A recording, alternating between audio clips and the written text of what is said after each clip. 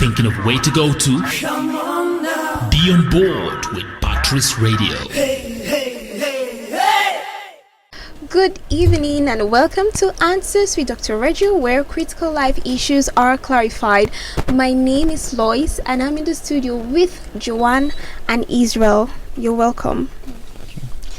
And of course, Dr. Reju, the Chief Resource Person of the Center for Transformational Leadership, CTL JUST. You are welcome, sir. Thank you, Lois. Good to see you guys. Hope you are doing well. Yes. Staying safe. Good. Okay, if you missed out on our last episode, don't worry, just visit our website at answerswithdrreju.org to listen to all our previous episodes. Today we'll be looking at the effects of COVID-19 emergency on individuals and families. Okay, according to the Guardian newspaper dated 28th of April 2020, we have at least 15 million more cases of domestic violence around the world this year as a result of the pandemic restrictions. Since the lockdown, families have been forced to stay at home together, with restrictions on movements and reduction in external and social activities and engagements.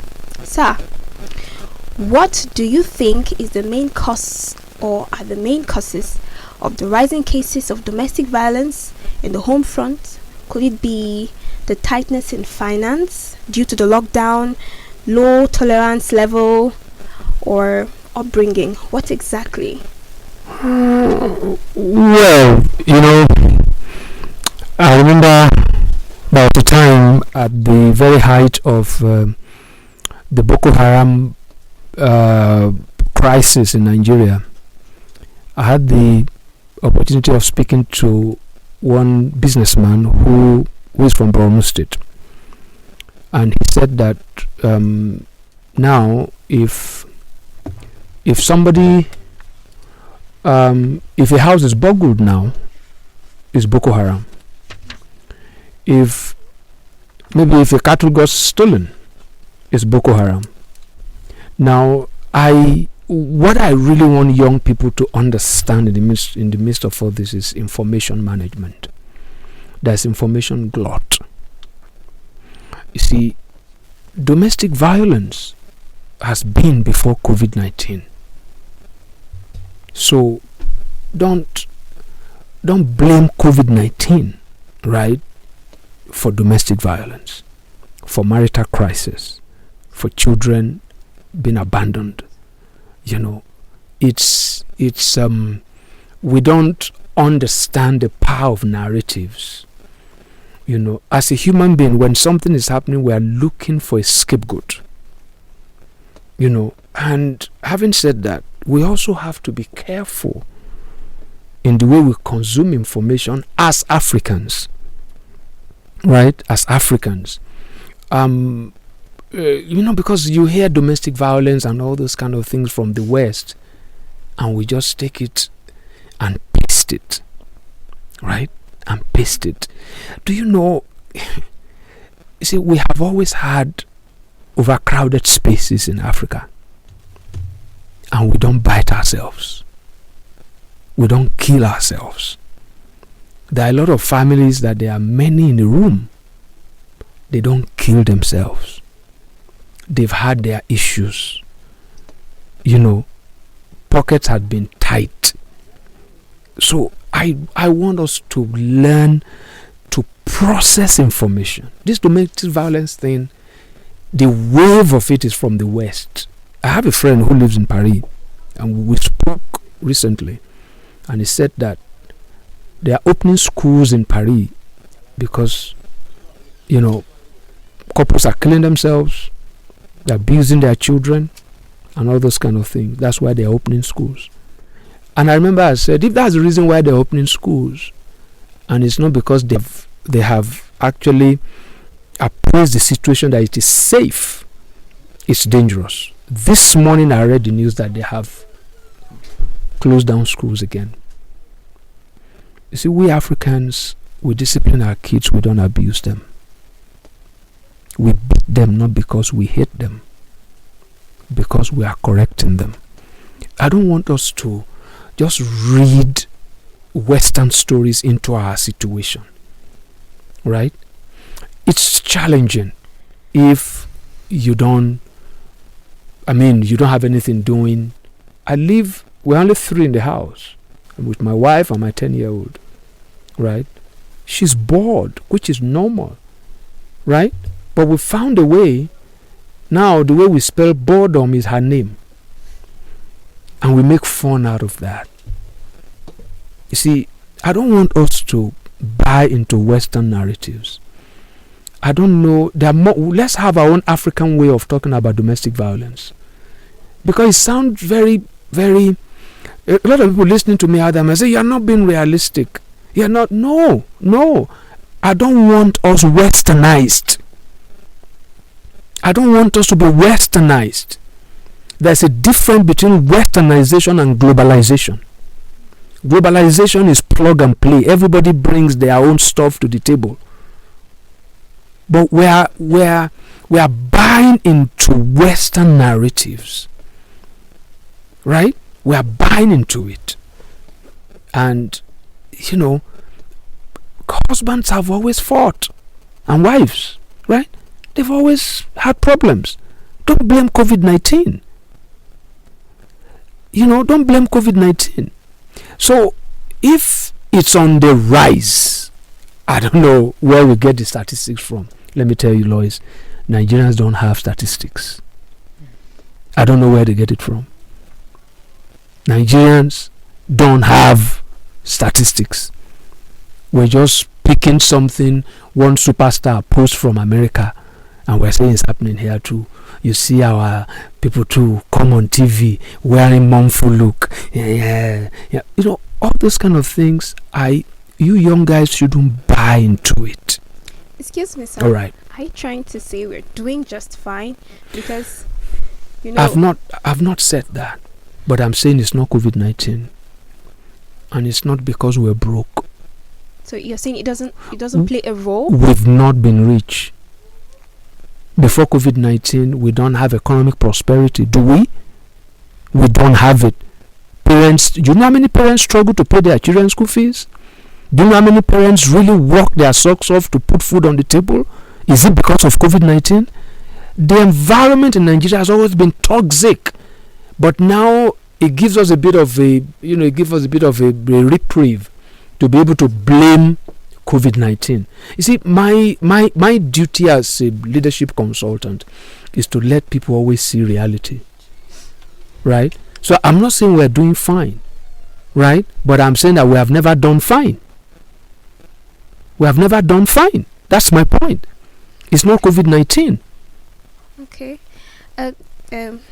Sir. Ma.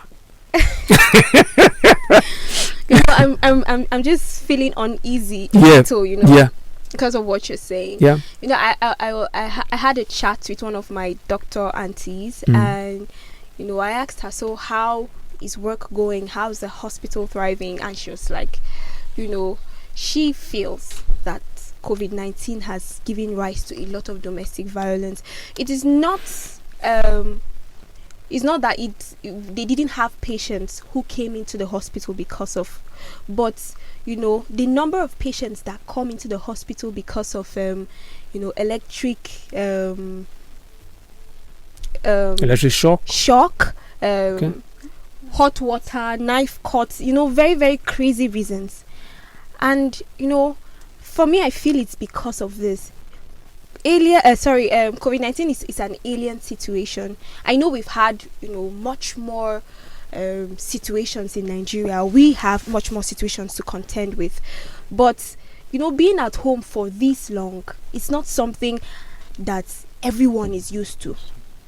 We have people who go out in the morning. They are like 6, 7 in the house. They go out in the morning, and when they're coming back, they're tired, they can't fight. But you have people who are at home and they get to see each other. Issues that they had not settled 2-3 years ago, they have it now to contend with. I sort of agree with you, but my issue is this. Do you know how many people that have issues as Africans and never say it out? right? That's the way we are. We embrace our problems and we sort it out. But the West tells us, speak out. Speak out. I'm for speaking out. I'm not denying the reality of violence. Maybe husband on wife, wife on husband, parents on children, and things like that. But you see, what I'm trying to tell us is that there is this information wave, right? Let me also paint another picture for you. You say you have a sister, an aunt who is a doctor. Do you know that a lot of people have died of other sicknesses because they don't even want to go to the hospital? Because going to the hospital now, they believe they might be infected. Yeah, they don't want to go to the hospital. Do you know the rate of self-medication in Nigeria? People consult pharmacists more than hospitals. A normal community where there is a knife court, I can tell you, they'll go to a pharmacy, not a hospital. But I think sometimes it's of recent, it's because the hospitals have been turning most people down. Because I learned if you don't have COVID-19. Yeah. So is it really their fault if they decide to self-medicate? I'm not even talking about self-medication. Self-medication has been with us because our hospitals don't work. If you go to youth, you might come back sick. But I'm talking about when you want to say you have statistics that there have been an upsurge in domestic violence because somebody shows up in the hospital because of knife cut and all those kind of things. Those things have always been there. I know it is challenging. Let me paint a very graphic picture for you. Very few human beings can live under the situation we live in Nigeria and still be sane. You can't even imagine how mentally strong Nigerians are. And the reason I'm answering this question this way is because if we buy into Western narratives, it will weaken us. It will weaken us. Westerners can't I've traveled with some of my students sometimes. They come from the US, they come to Africa, we travel. In 2 days, all the British and the Americans, they're having diarrhea. Right? If I travel to their country, right, I eat their food, right, this young man is okay. This young man is okay. I can flow anywhere. I don't want us to weaken ourselves. But what I want us to do is to be able to direct that strength aright, especially making huge demand on our irresponsible government. That's where the strength. You see, all these things there's invisible hand that rocks the cradle. All this information flying around. Whatever will divert the attention of Nigerians from the government, they will do it. They will do it. And Nigerians know how to make big issues out of what's normal. Look at the whole noise now about the arrest. The police, security agencies are arresting media, and they arrested some staff of Patrice Radio. They're arresting doctors and nurses. They're the same policemen that have been arresting people on the road for no reason. What has changed? Do you want COVID-19 to change the police? Right? Why are we complaining that police stop doctors on the way and they arrest them? Has the police ever been good? You see, I'm trying to paint reality. There has always been marital problems. Right? Somebody said when there's marital problems in the West, the divorce. When there's marital problem in Africa, the marriage implode, they stay together. Either bad. Both of them are bad. None is good. But I can tell you, homes are more stable in Africa because of our communal, because of the way we are, there are neighbors who will call you to order if you and your husband are fighting. Yeah, it still happens in some places, even in some so-called urban centers. Let's hold on to that. Don't let us make this noise, right? About I know, you see, I fight for women because I live with women. I'm the only man in my house. I don't like it when women are put at a disadvantaged position because they are women. I don't like it because the narrative about domestic violence is always the woman that's at the receiving end, right? We don't have statistics. We don't have. Any NGO might come and tell you that they've done this and this and this, and it's still copy and paste. It's still copy and paste. There's a news, of recent about, I don't know, maybe the death in Jigawa and over from New York Times. It was A to Z fake. They don't know anything going on there. They don't know.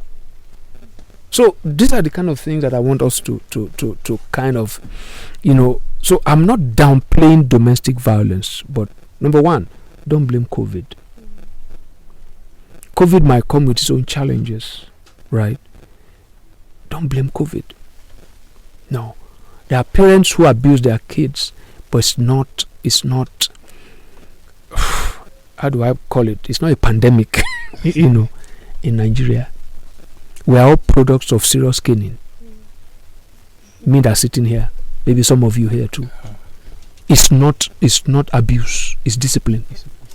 We don't abuse our children. It's discipline. When I grew up, neighbors will cane you before your parents arrive. For me, that's civilization. Not this Western when everybody is just in their own space. Okay, so still on the domestic violence. Mm-hmm. You talked about that you are for speaking out, that you prefer people to speak out. Yeah. And most times we notice that most women are afraid of speaking out because they still tell them, just go back, is your husband. Some of them even try to talk to their religious leaders, and then the religious leaders will tell them, marriage is for better, for worse. So if your husband, that's true. Yeah, if your husband is beating you, just go. And some of them no, that's not what for better, for worse is. So we see it especially in Nigeria. They just take it like that and stay in those things. So that's an extreme. Now again, let us know that the situation Israel has painted is not because of COVID. So please don't blame COVID. I'm not saying COVID is a nice guy. It's a bad guy, but it's not everything that's wrong now that is because of COVID. The situation that Israel just painted is not because of COVID. It's always been there. Maybe COVID has affected it, but are we saying that we saw, because there is a lot of psychology, that is going on around from non-experts. People are talking about mental health challenges. These are things, these are imported thoughts. When you see a madman in Nigeria, you don't need to look further, right? You know he's a madman, right? You know he's a madman. Let us not forget who we are, because all this mental health and all these kind of things. I am for speaking out, but speaking out, the challenges of speaking out here is different from speaking out abroad. Now, let me tell you the challenge of speaking out here. I was once on a case where a girl was raped. Right? Where a girl was raped. And the reason the girl didn't report to the police was because maybe it's happened to someone else before, and they call this. So the police too will look at you. So you too, where were you why you did there? Now that's a systemic problem. That's a systemic problem. Because if I have my way, rape should be a death penalty. If I have my way. Yeah. Rape should be death penalty. That's how much I abhor it. Right? It should be death penalty. Now, the issue of not speaking out is about stigma, because society won't understand. Those are things for me we need to begin to address and orientate. Right? That we should create those kind of, I've told you many times, on this program, that religion, especially the Christian, the popular, the variant of Christianity we practice in Nigeria, my best phrase for it is, it's just an emotional conviction. Many of them are not based on reality. When a woman comes to you and says the husband is beating her or something, and you say go back there, if that woman is your daughter, will you say go back there? If my daughter comes to me and tells me the husband is beating her, the first thing I want to do is to wring the guy's neck. That's the natural tendency. So, but when you counsel a woman, that, because I've seen people die. Yeah, people beaten to death. Yeah, so it's a real issue. But please note that my issue here is that I don't want us to just buy into general narratives and just believe it's happening here too. What I believe we should be doing is actually gathering data, maybe in our own little way. When we say there's a problem like this, my first degree is in sociology, right? And I want to really know that is this a true reflection of what's going on in society? Most of these things are just copy and paste. It's not real. It's not every time couples fight that there's abuse. Couples are meant to fight. Right? Couples are meant to fight. They tell you, sometimes we use phrases, and we don't know the source. When they tell you that marriage is not a bed of roses, it's wrong. Marriage is a bed of roses. Right? Rose is beautiful, but it has thorns. That's right.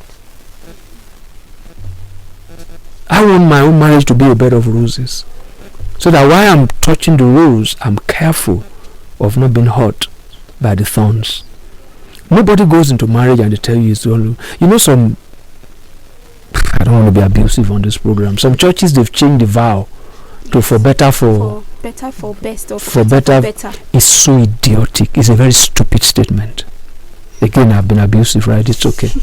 Somebody might say maybe I'm bullying now, but it's out of touch with reality. But let's not forget the drift, that it's about the effect of COVID on violence. I don't think we have the statistics. I don't think so.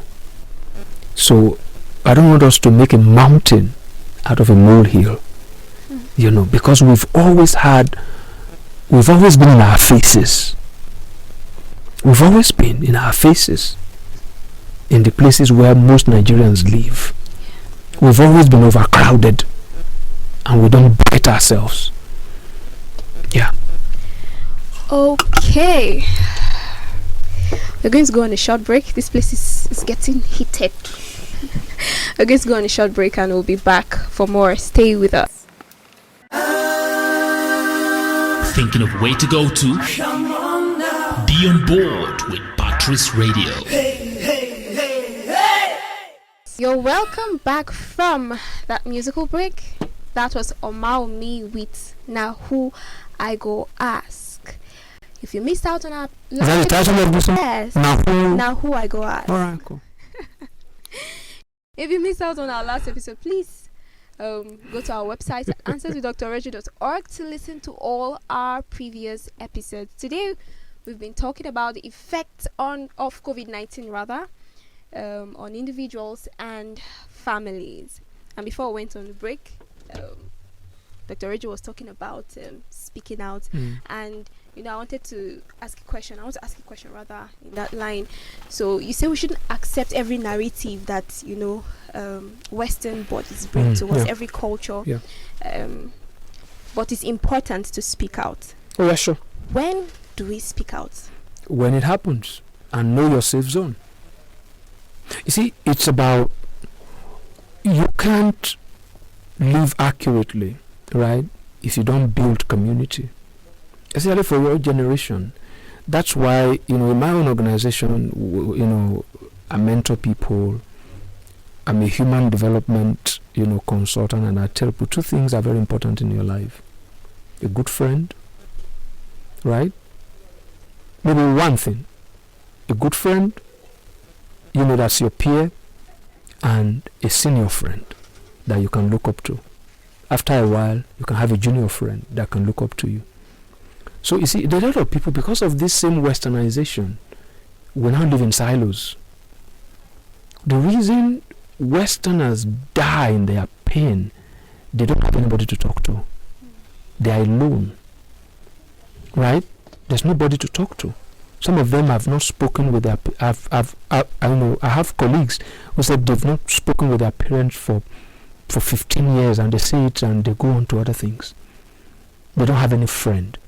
They don't have a community. They don't know their next door neighbor. So you speak out, but you must speak, because this is a very sensitive issue. You must be in a safe zone. And those who are saying speak out.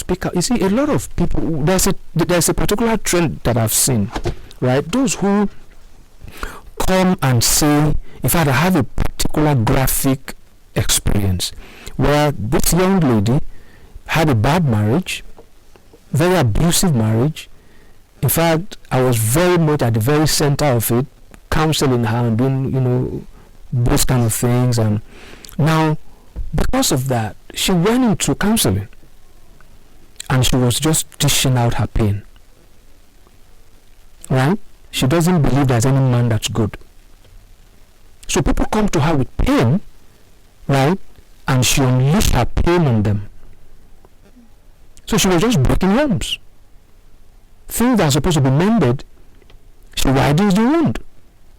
So there are a lot of people who are quick to go into, I'm just, the way they say it in Jaws, I'm ministering to women going through pain.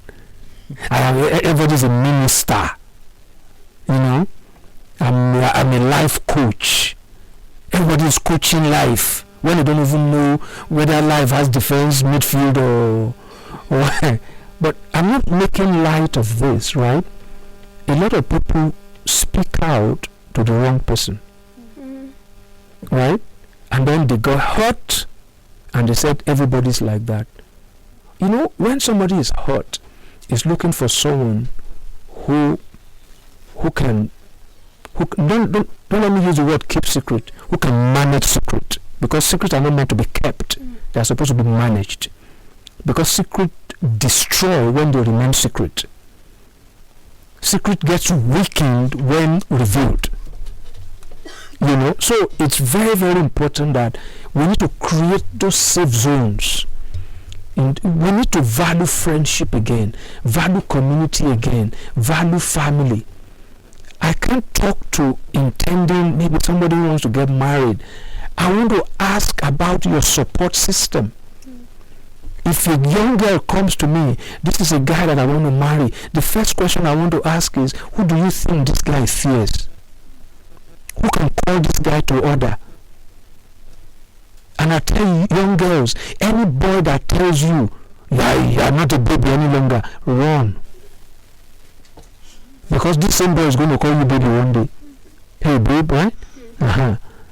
So I want to ask for the support system. If you don't have a support system, you are vulnerable. You are vulnerable. Now, is this support system that Western culture wants to kill? Right? Intelligent, reasonable, realistic, sincere Westerners are saying it. We are losing ourselves. At a time, there was no difference. Some in the West still keep it. Nigerians think it's civilization. I like it when Christmas people travel home. I like it. You go to your village. They still do it in the US when it's Thanksgiving. China has it. There's, Chinese New Year, where the whole airline industry is agog. I like it, but you say you're going to a village for Christmas, and they look at you.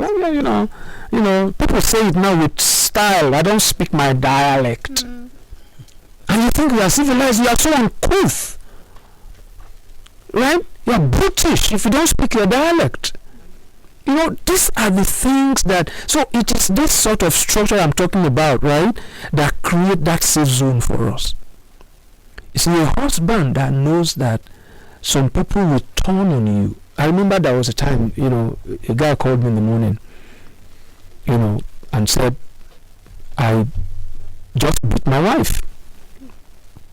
And I drove down to the house. And I told him, I said, next time this happens, I'm going to come with 5 of your friends. And when we get here, you're going to start beating your wife in our presence. Whatever you can't do when we are here, right? If you do, it is wrong. That was what put a check on that guy. That's what put a check. But you see, it takes that level of orientation that I've given him for him to even call that I just hit my wife. It wasn't the wife that reported, right? It was him that reported himself, right? That I just did this. And I remember that day I spoke with the wife. I said, I am apologizing to you, not for him, but on behalf of all men, because it is weak men that beat their wives. It's a sign of weakness. Now, this happened, to buttress my point again, it was in COVID. So if we say because we stay at home now, we are beating ourselves, it's like someone who says, if you walk in a brewery, you start drinking. You've always wanted to drink. Brewery just bring you closer. Yes. And you know the reality, right? The reality is people who work in a brewery don't drink. They don't drink. You see, if you see a child, if you see a parent complaining that the child does not eat, they are rich. There's food in the house. You can't see the child of somebody poor where they see food once in a while and you say the child doesn't eat. It's not possible. It's not possible. So I'm letting you know there are 2 things I'm trying to do here. How we manage information. If you look at people who talk about domestic violence abroad, right? Men and are not even married.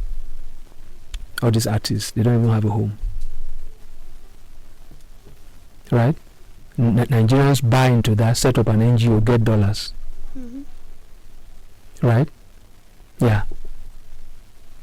People don't like what I'm saying, but that's the truth. They just set up a whole NGO talking about domestic violence. Right? Where do we draw the line of marital friction and violence? It's a very thin line. I won't like a situation where, it's very funny. I know couple that is the wife that beat the man. Yeah. We won't call that domestic violence. It is. It is, right? Yeah. It is. Because the woman is very strong. The woman is big. The husband is very skinny. The woman beat. Maybe the man has hair. What is it? They beat the hair out of somebody. Beat the man silly. Right? So these are. It might be funny, but I'm trying to let us know, especially young people who spend their lives on the internet, who spend their lives on social media. Please know how to process information. Everyone that writes anything on social media, they are writing through a grid. There's a particular word, my professor in school will say that a viewpoint is a point from a view, right? It's a view from a point, so everybody is writing against a backdrop. You have to check, do we have the same backdrop? Do we have the same culture? Right?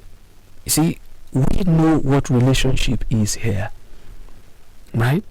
And I don't like it, for example, when you are counseling a young girl who's going to marry and say always learn to say sorry, and you don't tell the man that one too. The man too should learn to say sorry, right? In fact, it's not even to your spouse alone, even to your children, right? Even to your children. So we need to, don't let us allow Western narratives to, to allow our culture to just ebb away, right? We need to be Africans in Africa, not Englishmen in New York. Okay, sir. So I don't want to put this on COVID-19, but then because of the lockdown, so many families have been under a lot of pressure. Oh, sure. Now all of a sudden, some parents realize that, okay, my son is gay, or my child is a drug addict, and all that. Now, okay, there's even a story that I read, I think 2 weeks back, of this mother who, because of the lockdown, she lost her husband, and she has 2 boys and a girl. And later on, her daughter got pregnant, and she was like, there's lockdown, so how did you get pregnant and all? And they did the test, it came out, and her son was actually responsible for her daughter's pregnancy, and she was devastated. So she came out on social media and all that. So how can we minimize cases like this under our roof? So many things are coming up because for me, I'm going to now use the lockdown as a pause. Okay. Because there are many things that go past us, go to our blind side because of the way we've lived our lives. We've not really intentionally spent time together, so the lockdown is actually a very good opportunity for us to slow down and see something. This is the first time I'm actually seeing my child's school curriculum at a close range, and to that extent, because I run the school on a high level, we're doing a total overhaul of our curriculum. The lockdown has enabled me to have like a closer look. So that to me is a plus, because the biggest skill of a drug addict, right, is to hide it. And those who don't know, those who are in the dark, right, the most are those who are closest to them. There are a lot of parents, they've never entered their children's room. They've never. Sorry? Is that not because some teenagers will write no before you enter? To your parents? Yes, That's not. That's not an African thing. Those are the kind of things I'm saying. You tell my dad not to enter your room, he will tell you to go and get your own house. Right? I'll break down that door. If you call that violence, then we will see. It's my door. When I break it down, I'm going to be the one to fix it. No entry where? Privacy.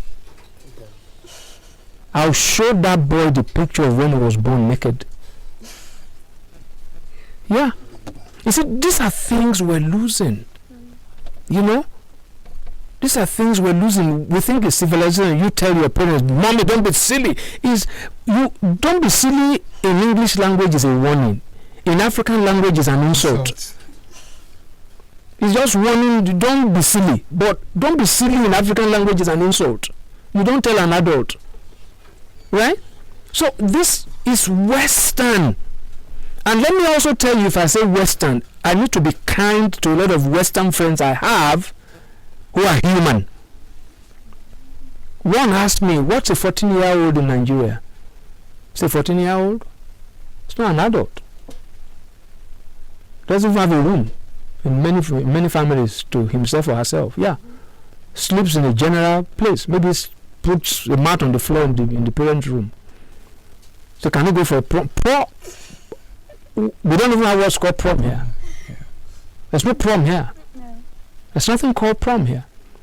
And I remember the lady looked behind because we had 2 14-year-olds, one biological, one adopted. So they looked at her and said, did you hear that? Now, this is a reminder to parents that you can't slaughter parenting on the altar of career pursuit or trying to make money. The money you want to make, you're trying to make the money for the sake of these children, right? Sometimes many of it's not because of COVID again. You see, COVID has helped for us to see ourselves clearer. A lot of people don't even know they are married. COVID is reminding them we are married because we are in each other's faces, right? Yeah. Because a lot of them never consider that I'm going to spend the rest of my life with this guy or with this babe, right? COVID is reminding us of that. How many times will parents make conscious effort? I told, maybe on this program I've said it before, my mom, I'm number 9 in my family, right? And I have 5 behind me, right? My mom knows all my dresses. If I wear a strange shirt, she knows. Where did you get that? Those parents have skill. They can manage a whole team. They know everybody. Now you have only 2 kids, right? You don't even know who their friends are. My mom knows all my friends, all of them. Because parenting has not been, they call somebody, a housewife, and you feel insulted. Okay, don't let us call you a housewife. Let's call you stay-at-home mom, because that's what they call them abroad. So you can feel a bit important. Tush. Exactly. You see, we're losing ourselves. How come you've never gone through your son's room and check out the place? I told, I was talking to, one of my staff who happens to be in charge of the boarding house in our school. I said, do you know that it's not every time that all these boys and girls sleep here? He said, all of them sleep here. I said, we are not sure. I said, they might, but we are not sure. I said, let me give you the blueprint, right? This is the pattern. Believe not all of them will sleep here, right? So go and inspect. And when you inspect, don't just see bodies on the bed. Touch it. Because while I was in the boarding school, we used blanket to lay our bodies on the bed. Now I'm going to raise a child and you want to do that kind of a thing with me? No. Before you get there, I'm there. Right? But doesn't mean that it's every time you pass, every time you succeed. Right? But a lot of parents don't even want to make any effort. They don't even want to make any effort. They abandon the kids in school. One of the problems they're having now with this e-learning. I don't want to homeschool. We're not saying you homeschool. Normally when we give you, homework, when we give your kid a homework, it's supposed to be you that's supposed to walk the child through it. You've never entered your daughter's room. Fine, I'm a man. If I want to enter my elder daughter's room, I'll knock. Right? I'm coming in. Daddy, give me 2 minutes, okay? And then I'll enter. We'll look at the place together. We'll talk. You can't keep me out of your room. Why? In my house? If I come to your house when you marry, I won't enter your bedroom. I won't. I will not. It's not my business. I don't even want to go to your bedroom. That's not my business. But if you live in my house, no roads bad. No, I mean, it's so it's if we will keep to who we are by nature, by tradition, by history, most of the problems that the world they are magnifying, they will come to us. How are you doing it? But now we believe it's civil. It's what fella call Kolo mentality. We're losing ourselves. We're losing that. There's a very thin line between marital friction, which is healthy, right? There's healthy fight. If I meet a couple and they say they've never fought, I'll say these guys are not married. There's healthy fight.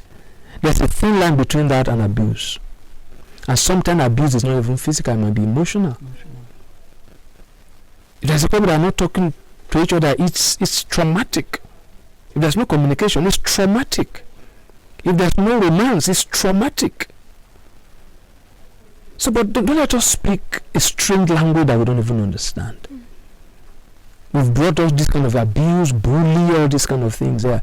It's not part of who we are. We beat our kids. Yeah. We beat them all. Yeah, we do. Okay, we're going to go for another break and we'll be back to round up the show. Thinking of where to go to? Be on board with Patrice Radio. You're welcome back from that break. We have just a few minutes left and few more questions to ask. During the break we were talking about something with Dr. Reju, and I'm going to ask the question. I was saying that, how can emerging leaders, how can young people, get to live in peace with their parents? Because their African parents will always be African parents, and there are times that you didn't define what these African parents are. When you say African parents will always be African parents, you are already prejudiced. It's as if it's wrong to be African parents from your tone.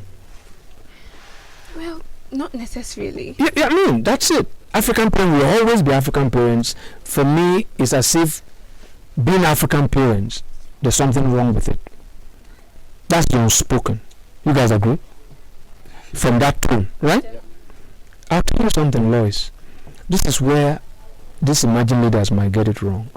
Many of them think their parents were born parents. That when they give birth to their parents, they were parents at birth. You fail to understand or appreciate that the stage of life you were in, they were once there. Right? And they have their own reality. Right? You see, what you don't know is that there is a way. If your parent may be wrong. Right? Because they are human. But you see, in Africa, there's a way to correct an elderly person. There's a way to get your point across to an elder that will make that elder listen. Right? Yes, sir. It's not telling your parents, come on, Dad. We don't do that in Africa. Right? I've read a lot of books. I have a doctorate degree. None of my child can tell me that. Come on, Dad. Come on to where? Me, come on. You can't tell me that. I'm not that civilized. In fact, that is so uncivilized. Right? There's, respect is even an English word. Right? So, there's a way you can get your point across. I remember a lady that the issue was they didn't want her to marry out of the tribe. Right? She's Yoruba, the person who was going to marry was a Doma. And I gave her the strategy. Right? Said 2 a.m. go and wake up your dad. Right? Tell him there's an emergency. And I explained my reason for giving her that strategy. Let me tell you, your father loves you. Your dad doesn't want anything to hurt you. Right? Doesn't want you in trouble. If you wake up your dad at 2 a.m., first of all, he's already shaking. There's a serious problem. But if it's a dad that doesn't care, hey, get out of here, I'm sleeping. But wake up your dad at 2 a.m. If he's really your dad, if he has a dad heart, the way he will jump out of bed, and then you already create the atmosphere, right? And I gave her some lines. That, do you really want me help? Of course. You ask those kind of questions, right? Yeah. And then you say, your dad will know that this matters to this girl. She was able to tell the dad, I'm the one, by the way, I'm the one that's going to, live in this home. All I want is your support. All I want is your support. So there are ways so the way these emerging leaders relate with their parents with a high degree of presumption, which is not based on reality. Your parents were once your age.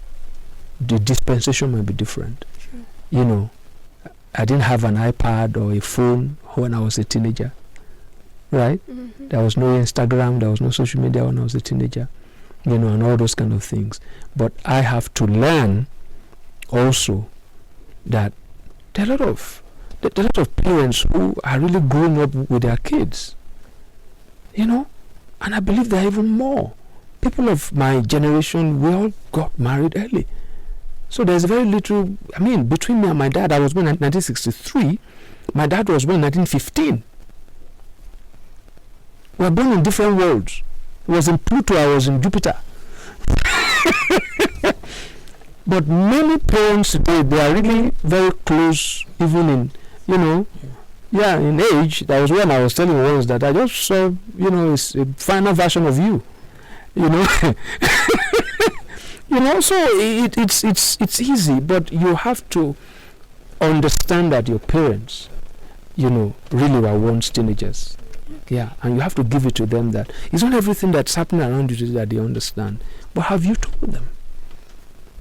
How many of you will be bold enough to go and tell your parent that one guy is crushing on me?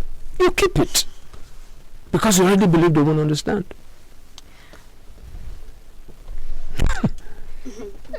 Very quickly, it's when the wedding is 2 weeks away that you tell them. When you are fully committed. Right? Yeah. Which is unfair. Yeah. That's true. Mm-hmm. Okay, so very quickly, how would you advise emerging leaders, young people, to keep their sanity during this time? Because, there are a lot of reasons that, get to them, a lot of things, issues that get to them at this time. How do we avoid the effects of everything that is going on around us? Is to don't take everything hook, line and sinker.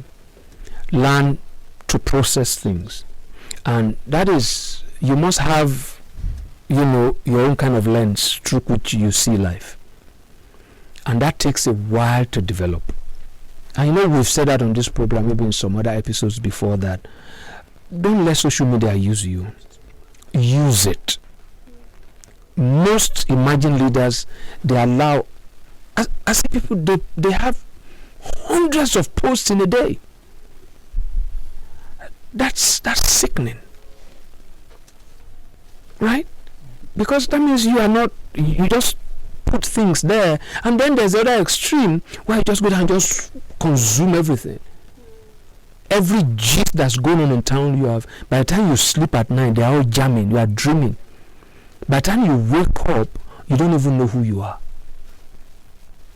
Right? You don't even know who you are. You are blown. You become lightweight. So it's information management, right?